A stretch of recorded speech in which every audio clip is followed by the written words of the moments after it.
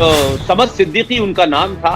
उन्होंने बड़े फख्र के साथ कहा कि हम अपनी कौम को पूरी ताकत के साथ एक ऐसे शख्स का शुक्रिया अदा करना चाहिए, एक ऐसे शख्स को हमें ताकत देनी चाहिए जिसने पूरे हिंदुस्तान में, जो भारत में जो हिंदू परिवार है उसको छिन्न भिन्न कर दिया है, उसको तोड़ दिया है और हिंदू फैमिली को कमजोर। भारत के अंदर पाकिस्तान परस्त इस्लामिक ताकतें जो विदेश से होती थी, हमारे राजनेताओं ने उनको पाला पोसा बड़ा किया और भारत के हितों को ध्यान में न रखा गया, बल्कि यहाँ के उन मुसलमानों के हितों को ध्यान में रखा गया ताकि वो वोट बैंक बने रहे। आप सोचो कि ये क्या ये महिला है कि जो आदमी, बुजुर्ग आदमी, सबसे विद्वान आदमी है, जिसकी इतना विद्वान प्रधानमंत्री बहुत कम देखने को मिलते, इतना विद्वान आदमी, बुजुर्ग आदमी, तुम्हारे पिता के समान आदमी, उसके लाश के साथ तुमने ये किया। तो मैडम, मैं आपको यही कहता हूं कि हम लोग कर्मों पे बहुत विश्वास करते हैं।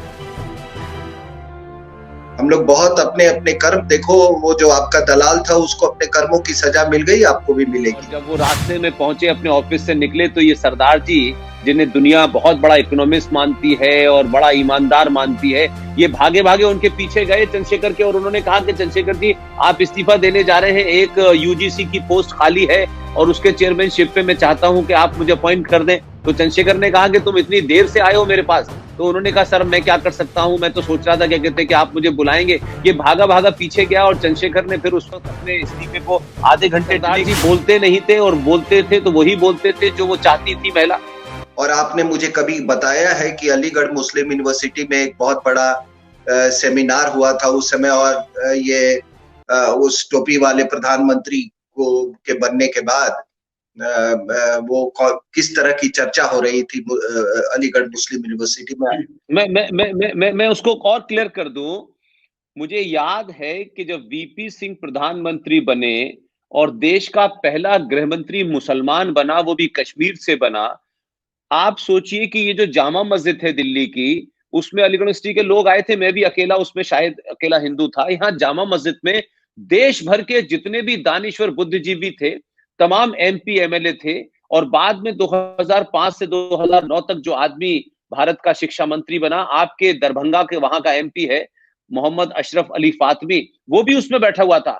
मुझे याद है कि उस समय साउथ के एक बहुत बड़े राज्यसभा के एमपी थे, उनके जो अल्फाज थे, सिंह साहब, मैं उस दौर में जब मैं स्टूडेंट था तब भी मैं चौंका इस बात से। और समद सिद्दीकी उनका नाम था।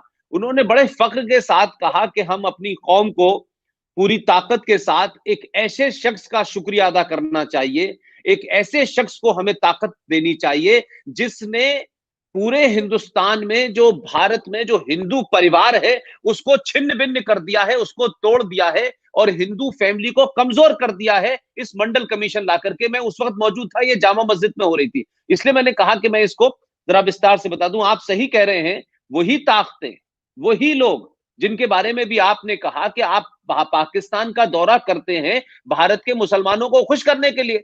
अरे, भारत सरकार की तो पॉलिसी एक लंबे वक्त तक रही कि हमें पैलेस्टाइन को मदद करनी है और पैलेस्टाइन के चीफ को हमने भारत रत्न दिया और पैलेस्टाइन के दबाव को भारत के मुसलमानों से जोड़ के देखा, मिडिल ईस्ट से जोड़ के देखा और 25 साल तक इजराइल से संबंध रखे और हमने कभी उसको सार्वजनिक नहीं किए। तो भारत के अंदर पाकिस्तान परस्त इस्लामिक ताकतें जो विदेश से होती थी, हमारे राजनेताओं ने उनको पाला पोसा बड़ा किया और भारत के हितों को ध्यान में न रखा गया, बल्कि यहाँ के उन मुसलमानों के हितों को ध्यान में रखा गया ताकि वो वोट बैंक बने रहे। तो बदलाव सिर्फ इतना ही है कि 2014 में उसने कहा कि देश की जो मेजॉरिटी है उसके हितों को पहले ध्यान में रखा जाएगा। इसी बदलाव की परेशानी है। जी, आपने बिल्कुल कहा। इसी संदर्भ में मैं ये अगर मैं आपको कहूं कि जब ये खिलाफत मूवमेंट हुआ, which was actually a caliphate movement, तो आप देखिए कि हमारे यहाँ जितने सब कॉन्टिनेंट के हमारे मौलाना आजाद और ये और कई लोग उसमें शामिल थे, तो बड़ा मूवमेंट चला भाई, कैलिफेट मूवमेंट का कैसे हटा दिया तुर्की का, उसका ये वो। अब वो कहते ना हमारे यहाँ वो एक कहावत है, टाई टाई फीस, ठीक है ना। जी जी। जब वो कमाल अतातुर्क ने जब कैलिफेट को खुद ही अनाउंस किया कि भाई ये अबॉलिश्ड है, तो ये सब इनका टाई टाई फीस हो गया। ठीक है ना। उसी तरह की अब इनका टाई टाई फिस हुआ है कि जब सऊदी अरेबिया जब जब सॉरी ये अभी वो भी in due course very shortly they will recognise Israel. तो जब अरब वर्ल्ड ने जब उनसे पीस कर लिया और अभी अब देख रहे हैं कि तमाम डिप्लोमेटिक रिलेशंस हो गए। और ये this is not merely diplomatic relations Pushpendra ji, they are going to have military to military relations also, intelligence cooperation also, ठीक है ना। तो फिर आपका यहाँ का टाई टाई फीस हो गया है इनका। लेकिन this is also too much of democracy कि आज जो अरब वर्ल्ड है वो तो इजराइल के साथ कॉम्पैक्ट कर लिया है, लेकिन हमारे यहाँ मुसलमान आपके डिप्लोमेसी को डिक्टेट कर रहे हैं कि आपका वेस्ट एशिया की तरफ डिप्लोमेसी कैसा होगा। आप पैलेस्टीन को कश्मीर से जोड़ते रहे।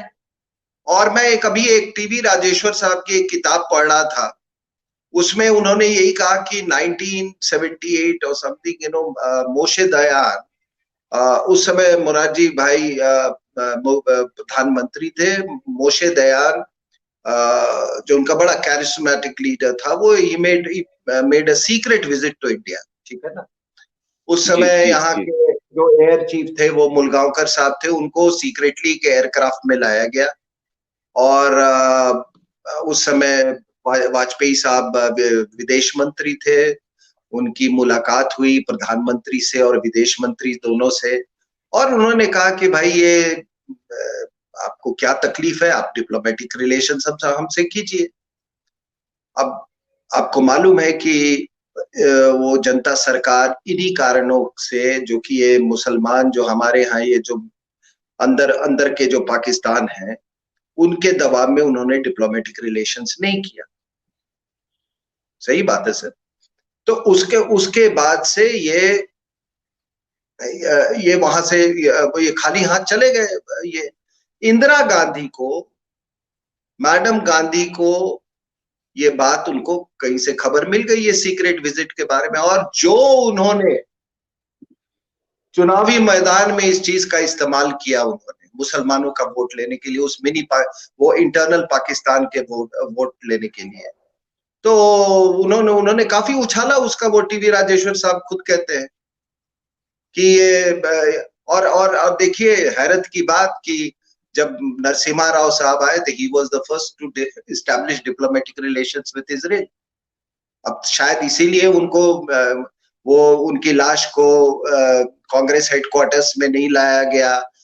ये जो हमारे यहाँ विदेशी महिला जो है, बाय गॉड शी इज, मतलब आप सोचो कि ये क्या ये महिला है कि जो आदमी, बुजुर्ग आदमी, सबसे विद्वान आदमी है, जिसकी इतना विद्वान प्रधानमंत्री बहुत कम देखने को मिलते, इतना विद्वान आदमी, बुजुर्ग आदमी, तुम्हारे पिता समान आदमी, उसके लाश के साथ तुमने ये किया।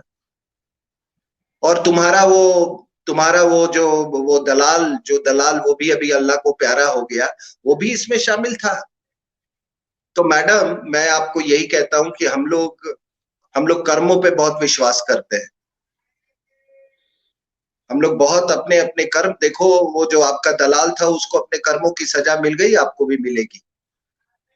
हमारे यहाँ आप उस मुनीम की बात कर रहे हैं ना, वो जो मुनीम, गुजराती मुनीम था। हाँ हाँ हाँ, वो देखिए, वो अभी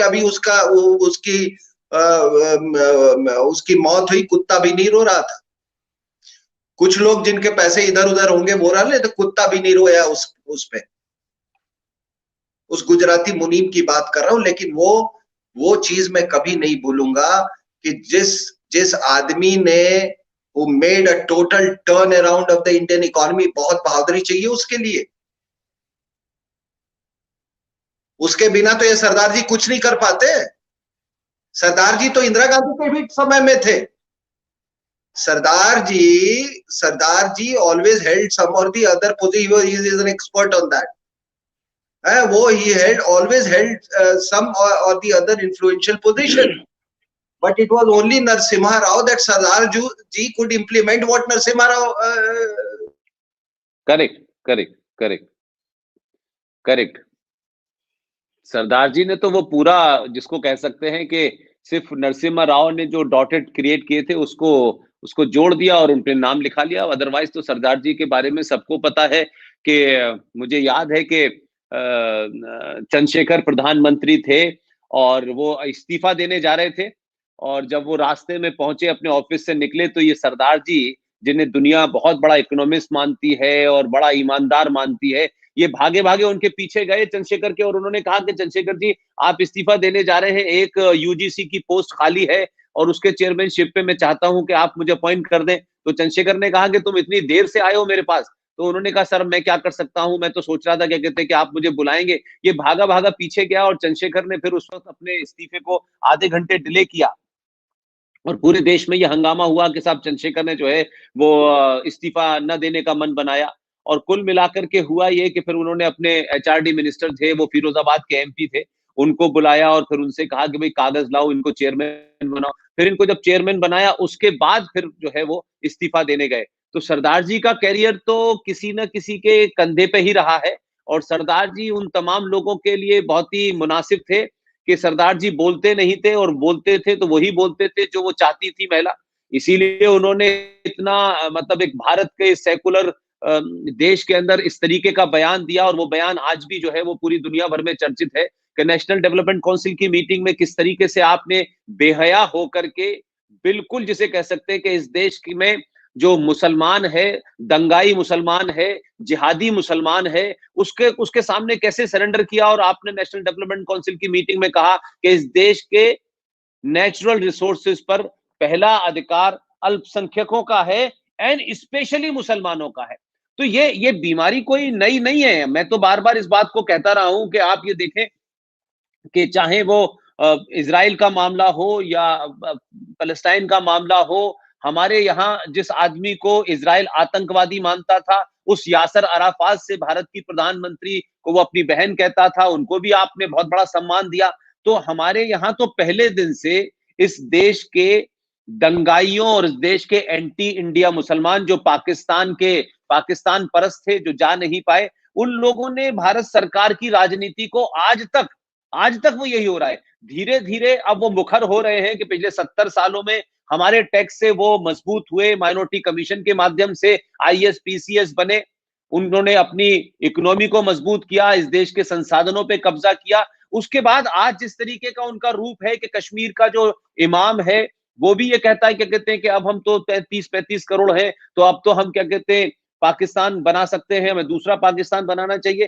तो चाहे वो आप देखें कि कश्मीर हो, चाहे मालदा के अंदर क्या हो रहा है, बंगाल में क्या हो रहा है, और आज का जो कश्मीर है उसमें नेता क्या कह रहे हैं, तो मुझे लगता है कि कुछ बदला नहीं है सिंह साहब। हमको लगता है कि ये किसान आंदोलन हो गया, फिर सीए हो गया, इस देश में वो ताकतें जो पिछले 70 सालों से सत्ता से मिल करके इस देश को खोखला कर रही थी, उन ताकतों को यकायक लगने लगा है कि अब शायद हम अपने उन मंसूबों को पूरा नहीं कर पाएंगे। इसलिए शायद मुझे लगता है कि वो ताकतें पूरे ताकत के साथ दिल्ली में या दिल्ली के आसपास के इलाकों में या इस देश के अंदर ऐसे हालात पैदा कर देना चाहते हैं जिससे अनारकी फैले और इस देश की सत्ता पर वैसे ही काबिज हो जाया जाए जैसे हमने महाराष्ट्र में देखा।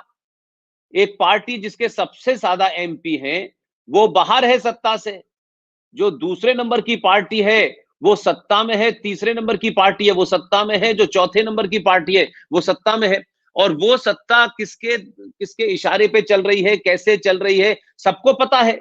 वहां कोई पुलिस तंत्र कुछ नहीं कर पा रहा है। सारा का सारा वहां जो दो जिहादी जो हैं, एक तो वो है जिसका उत्तर प्रदेश से संबंध है, जो अक्सर नेपाल जाता है, बहुत सारे स्मगलिंग्स के अंदर एंटी इंडिया में उसका उसका हाथ रहता है। वहां बताते हैं कि छोटी छोटी बात पर पूरा पूरा एडमिनिस्ट्रेशन, पूरी पुलिस डरी हुई है। वहां के पुलिस में लोग काम नहीं कर पा रहे हैं, जो राष्ट्रवादी हैं, जो देश हित में सोचते हैं, जो संविधान के हित में सोचते हैं, उनको काम नहीं करने दिया जा रहा है सिंह साहब। तो मैं वहां देखता हूं कि पुलिस पूरी तरीके से डर गई है, समर्पण कर गई है। और जिहादी, चाहे वो नवाब मलिक हो, वो टेबल लेवल पे कहता है कि अर्नब गोस्वामी को हम मजबूर कर देंगे कि वो आत्महत्या कर लेगा, लेकिन इस देश की जुडिशरी नहीं पूछती।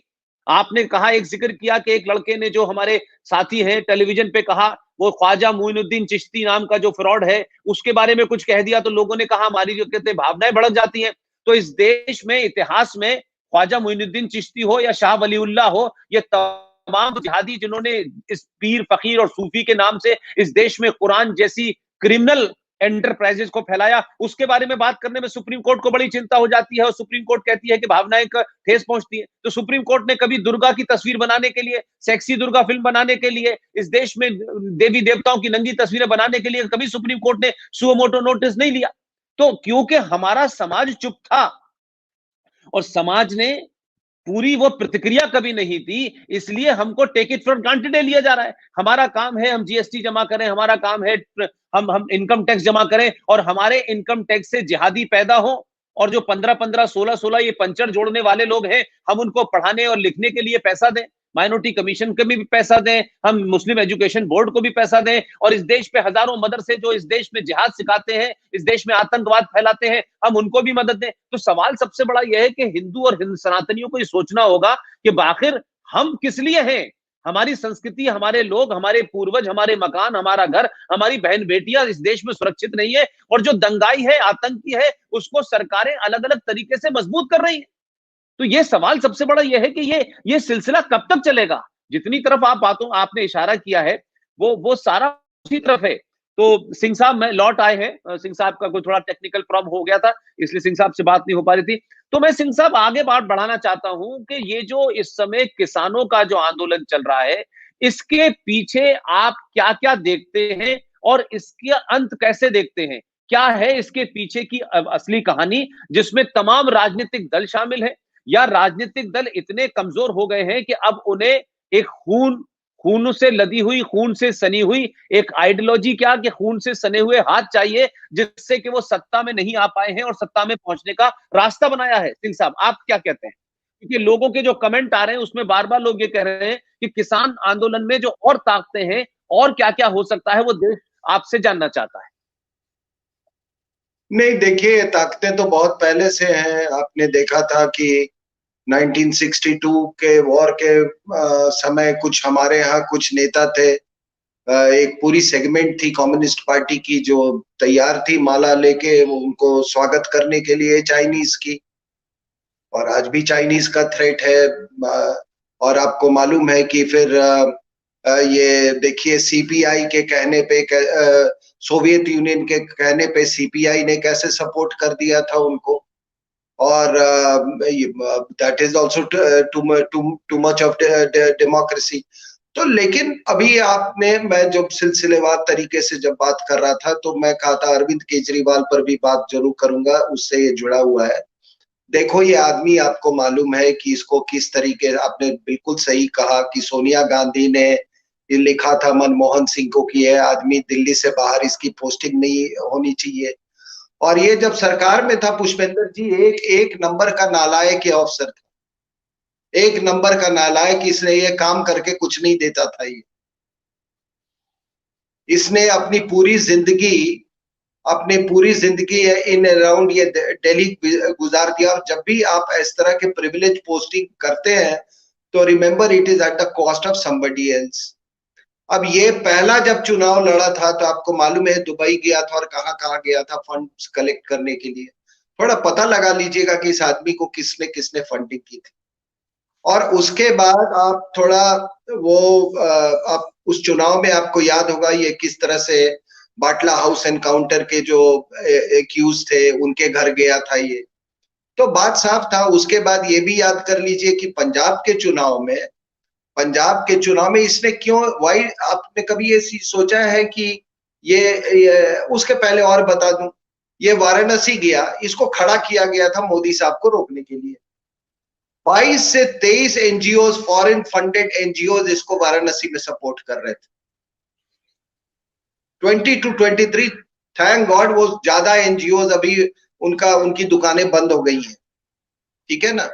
उसके बाद आपने देखा, मैं कह रहा था कि आप देखो कि ये बॉर्डर स्टेट्स क्यों चुनता है। पिछला इलेक्शन जब ये पंजाब में इसने लड़ा, ये जब इसकी पार्टी ने ये किया, ये तो पूरी तैयारी कर चुका था और मुझे अंदर की बात मालूम है, ओथ के लिए इतनी तैयारी कर ली थी। उस समय आप देखो कि इसको पाकिस्तान से कितना मदद मिल रहा था और ये खालिस्तानी से इनको कितना मदद आता।